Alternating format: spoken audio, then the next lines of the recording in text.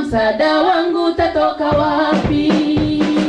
Nitainua macho yangu, tazame milima, msaada wangu tatoka wapi? Msaada wangu katika Bwana aliyezifanya mbingu na nchi. Sitategemea mwanadamu ambaye hana msaada wote.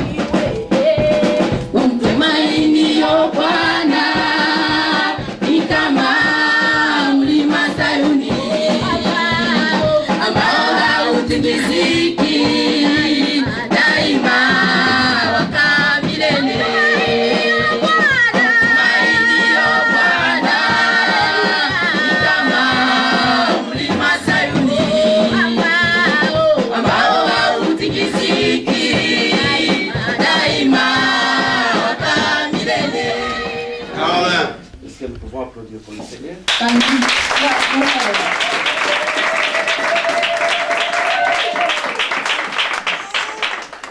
Amen. Amen. Au fait, je devais vous parler de comment nous allions clôturer l'année 2013. Comment nous devions commencer l'année 2014.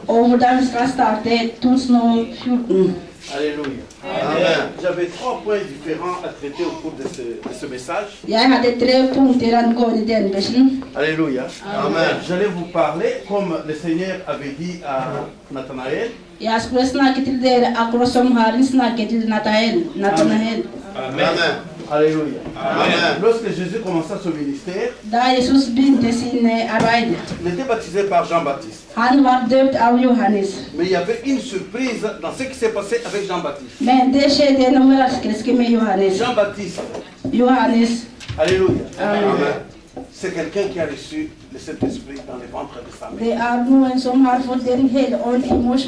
Et lorsque l'ange était venu annoncer à Zacharie la naissance de Jean-Baptiste,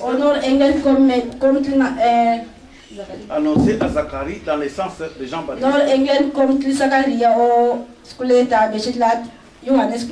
il lui a dit que Jean-Baptiste serait grand devant le Seigneur. Et Jésus a témoigné de Jean-Baptiste en disant, de tous les hommes nés des femmes, il n'en est pas paru plus grand que celui-là. Alléluia. Jean-Baptiste était grand devant le Seigneur. De tous les hommes nés des femmes, il était le plus grand. Et il était rempli du Saint-Esprit dans le ventre de sa mère. Mais au baptême de Jésus, Jean-Baptiste avait déjà appris Le Saint-Esprit avait informé Jean-Baptiste dans le désert que lorsque tu seras en train d'exercer ton ministère, il viendra quelqu'un. Alléluia. Il viendra quelqu'un au baptême. Alléluia. Et si tu vois l'Esprit, le Saint-Esprit descendre sous la forme physique et se poser sur lui. Alléluia. Amen. Sache que c'est celui-là qui baptise du Saint-Esprit. Le Saint-Esprit avait dit à Jean, mais Jean ne savait pas comment ça allait se passer. Lorsque Jésus est venu au baptême, c'est Jean qui parle maintenant. Jean dit, je ne le connaissais pas. Mais celui qui m'a envoyé baptiser, l'eau sur qui tu verras l'Esprit descendre, c'est celui-là qui baptise du Saint-Esprit. Et j'ai vu ces choses s'accomplir. J'ai vu ces choses s'accomplir. Et j'atteste qu'il est le fils. Ça, c'est Jean qui parle. Après que Jésus soit baptisé, les cieux se sont ouverts. Et le Saint-Esprit est descendu sur lui sous la forme. Et les gens ont entendu la voix de Dieu qui dit, celui-ci est mon fils bien-aimé. Écoutez-le. Alléluia. Amen. C'est extraordinaire. C'est extraordinaire. Mais Jésus fut entraîné dans le désert pour prier et jeûner pendant 40 jours et 40 jours. Alléluia. Amen. De retour, il va passer à l'endroit où il a été baptisé par Jean-Baptiste. Et Jean le voyant, là où il était baptisé. Alléluia. Amen. Jean le voyant passer, il dit à ses disciples, c'est celui-ci dont je vous ai parlé. Voici le Messie. Alléluia. Amen. C'est celui-ci dont je vous ai parlé. C'est l'agneau de Dieu. Celui qui ôte le péché du monde. Et des disciples se sont détachés. Alléluia. Amen. Ils sont détachés, ils ont suivi Jésus. C'est André et notre disciple dans la Bible. Alléluia. Amen. Le lendemain maintenant, ils ont passé la nuit avec Jésus. Ils ont passé la nuit avec Jésus. Le lendemain maintenant, ils ont commencé à marcher avec le Seigneur. Parmi les deux disciples, il y avait André. Le petit frère de Pierre. C'est celui-là qui rencontra le premier son frère Simon. Celui-là, André, rencontra le premier son frère Simon. Et lui dit, nous avons trouvé le Messie. C'est Jésus de Nazareth. Le fils de Joseph et de Marie. Simon n'a pas discuté. Il l'a amené au Seigneur. Et le Seigneur le voyant, il lui a dit, tu t'appelles Simon. À partir de maintenant, tu vas t'appeler Képhas. Képhas, c'est en hébreu, tu veux dire une pierre. C'est une pierre. Désormais, tu vas te nommer une pierre. En grec, ça s'appelle Pétre. Ou si vous voulez, je traduis encore en grec. C'est Petra. C'est Petra qui veut dire un rocher. Alléluia. Un rocher, c'est pas un stein. C'est quoi? Le massif des pierres. Alléluia. Dieu, Jésus, il donne à Pierre le nom du rocher. Parce que plus tard, il lui dira que tu es une pierre, sur toi je vais fonder mon église. Alléluia. Amen. En avançant, après que Pierre soit venu à Jésus, ils ont continué le chemin. Alléluia. Amen. Ils ont rencontré Philippe. Philippe était du même village qu'André et Pierre. Alléluia. Amen. Et ils disent à Philippe, nous avons rencontré le Messie. C'est Jésus de Nazareth. Alléluia. Amen. Philippe est venu. Le Seigneur l'a reçu. Ils ont continué le chemin. Et beaucoup plus loin, ils ont rencontré encore quelqu'un de Bethsaïda qui s'appelait Nathanaël. Alléluia. C'est Philippe qui dit à Nathanaël, il lui dit, tu sais Nathanaël, nous avons trouvé le Messie, c'est Jésus de Nazareth, le fils de Joseph et de Marie. Et Nathanaël lui dit, de Nazareth, peut-il venir quelque chose de bon? Alléluia. Nathanaël lui dit, est-ce qu'il peut venir quelque chose de bon de Nazareth?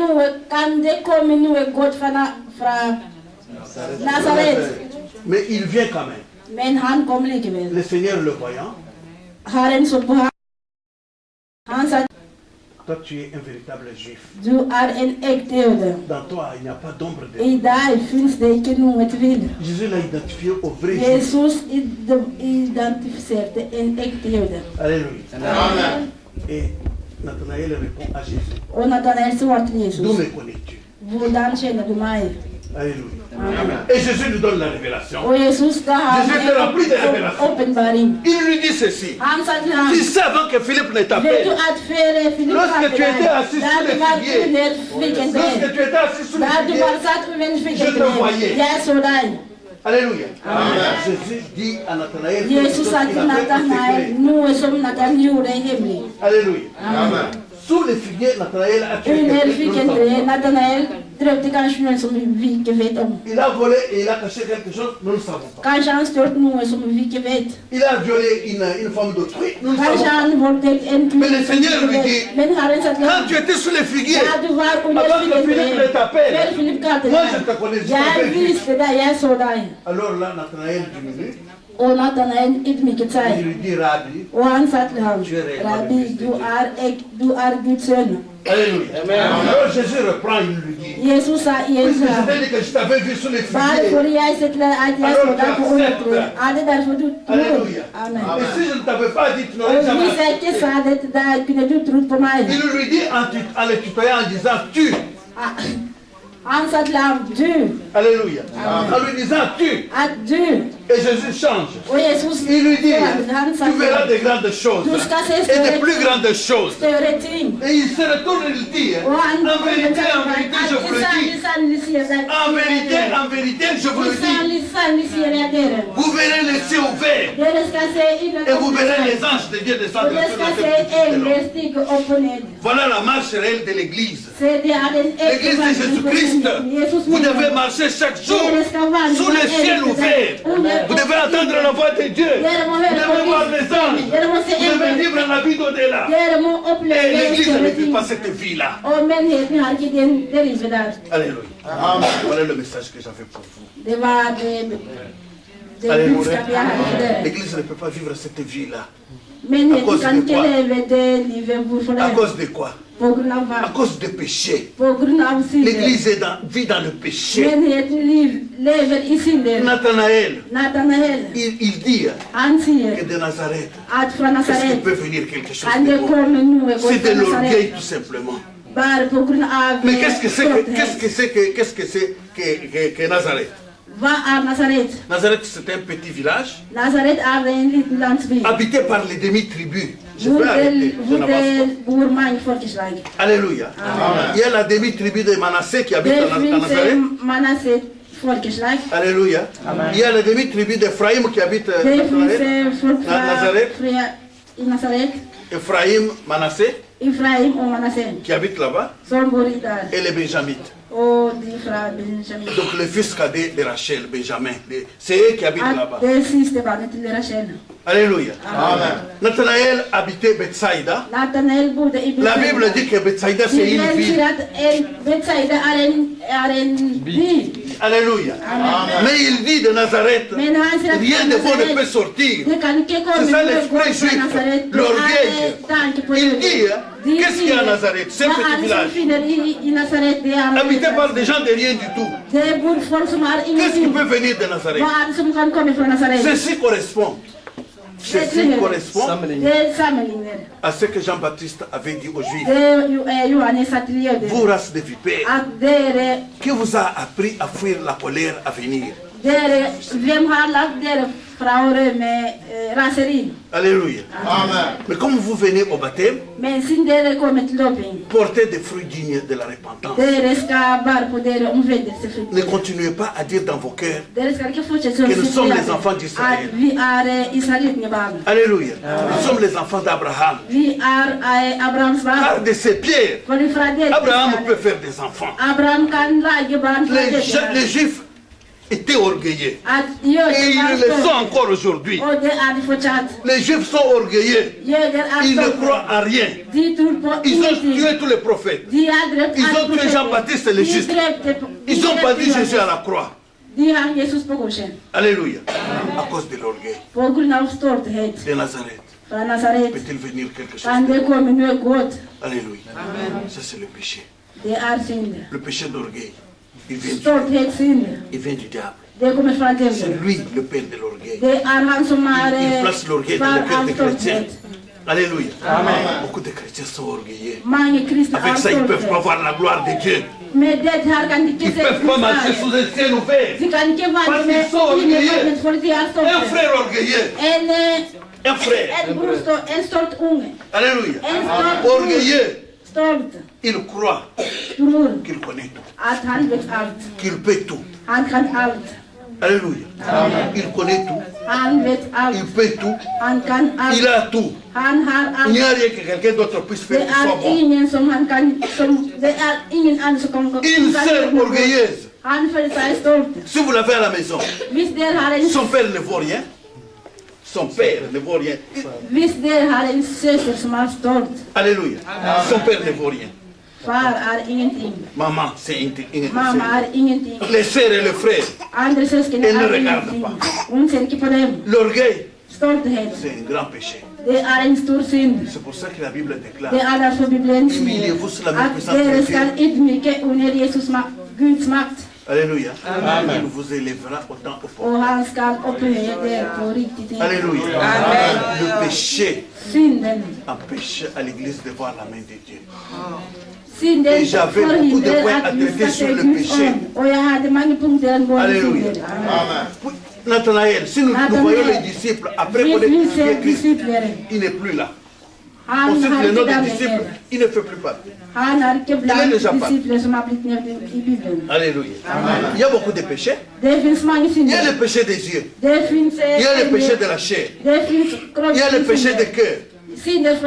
Vous, enfants de Dieu, comment vous regardez? Donc lorsque vous voyez une pomme, de l'extérieur vous voyez une pomme, vous voulez connaître quelle est la couleur vous voulez connaître quelle est la couleur des grains qui sont là-dedans.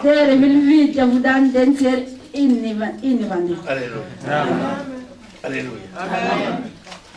Comment vous regardez? Ce sont les yeux qui doivent voir les yeux ouverts.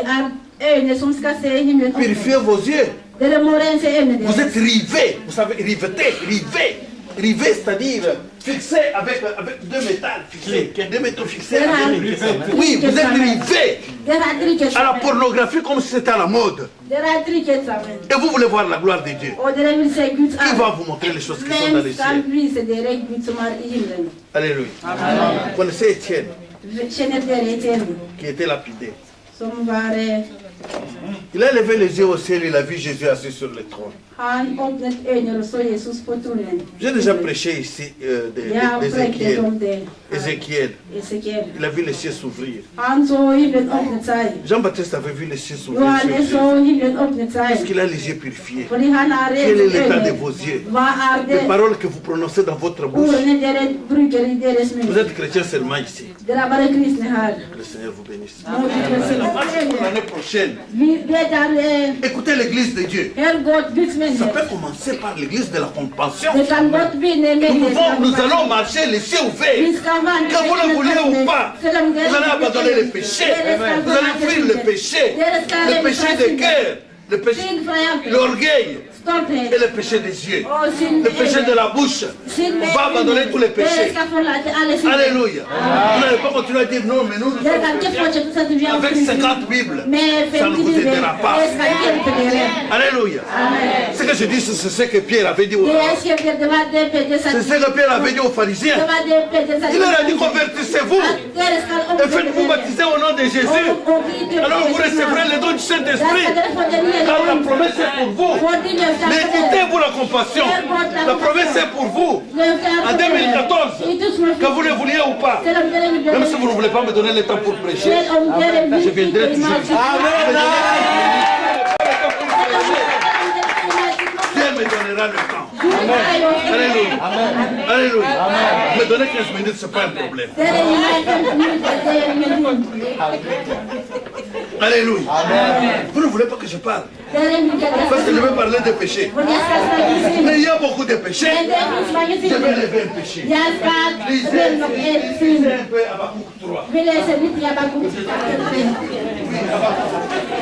Non, c'est Malachie 3. Dans Malachie 3, il trouve un péché qu'on va analyser. Mais très rapidement, parce que moi, on ne m'a pas donné le temps. J'arrache le temps moi-même.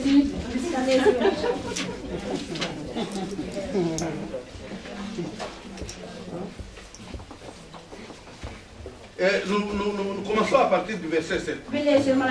C'est la première lecture que j'ai faite, puisque j'ai tout récité par cœur. Alléluia. Depuis le temps de vos pères, vous vous êtes écartés de mes ordonnances. Alléluia. Amen. Tu n'es pas arrivé? Depuis le temps de vos pères, vous vous êtes écartés de mes ordonnances. Vous ne les avez point du tout observés. Revenez à moi et je reviendrai à vous, dit l'Éternel des armées. Et vous dites en quoi devons-nous revenir? Dieu ajoute, l'homme trompe-t-il Dieu? Car vous me trompez. Et vous dites en quoi devons-nous tromper? Dans les dîmes et les offrandes. C'est un péché. Dans les dîmes et les offrandes. C'est un grand péché. La dîme, c'est pour le Seigneur. Vous me trompez dans les dîmes et les offrandes. Vous êtes frappé par la malédiction. Et vous me trompez. Dieu a répété même 5 fois trompé. Et vous me trompez la nation tout entière. Apportez à la maison du trésor toutes les dîmes. Afin qu'il y ait de la nourriture dans ma maison. Alléluia. Nous avons dit qu'en 2014, nous allons marcher les cieux ouverts. On va continuer ici, vous allez voir que Dieu va ouvrir les cieux. Apportez toutes les dîmes. Où est-ce que nous sommes? Apportez à la maison du trésor toutes les dîmes. Afin qu'il y ait de la nourriture dans ma maison. Mettez-moi de la sorte à l'épreuve, dit l'Éternel des armées. Et vous verrez si je n'ouvre pas pour vous les églises de Dieu. Dieu promet qu'il va ouvrir les églises de Dieu. Si vous apportez les dîmes. Alléluia. Vous n'apportez pas les dîmes, c'est un péché. Mais si vous apportez de bon cœur, vous apportez la dîme de bon cœur, Dieu promet, il dit vous verrez. Mettez-moi de la sorte à l'épreuve. Dieu tout grand, créateur des cieux et de la terre, à qui appartient tout l'or et tout l'argent. Toutes les nations ici sont à lui. Il te dit à toi chrétien de faire la compassion. Mets-moi de la sorte à l'épreuve. Et tu verras si je n'ouvre pas les églises des cieux. Et si je ne réponds pas en bénédiction sur toi en abondance. Alléluia. Il dit qu'il va même chasser ton ennemi qui te défend. Est-ce que vous apportez les dîmes? Ici la crise est totale. Apportez les dîmes à la maison. La dîme, ce n'est pas pour vous. Ne comptez pas. Non, quand je vais enlever ça, je vais mourir. Vous n'allez pas mourir. Voyez la dîme à l'église. Vous n'allez pas mourir. Je vais vous dire une chose. Dans ma première prédication, j'ai prêché sur les dîmes et les offrandes. Lorsque j'étais en projet, et lorsque je prêche sur les offrandes et les dîmes, ceux qui donnent, ceux qui offrent, ils sont réellement bénis. Moi, je dis une chose. Mettez Dieu à l'épreuve. Je vous verrai si vous ne pas les églises. Vous Nous avons dit que nous devons marcher les cieux ouverts. Biasa tatu Voilà qu'il peut aussi ouvrir avec les dîmes. Vous n'avez pas vu que Dieu peut ouvrir avec les dîmes. Oh, vous ne parlez pas parce qu'il s'agit de l'argent. On va placer. Levez pour moi, je vais vous donner ma dîme. Amen. Oui, parce que maintenant vous êtes triste parce qu'il s'agit de l'argent. C'est fini, tout le monde est congelé. Apportez les dîmes. La dîme, c'est pas à vous. Les 1 dixième, c'est pour le Seigneur, c'est pour la maison du Seigneur. Apportez ici. Même si l'église ne me donne que 3 minutes pour prêcher, apportez les dîmes. Amen. Amen.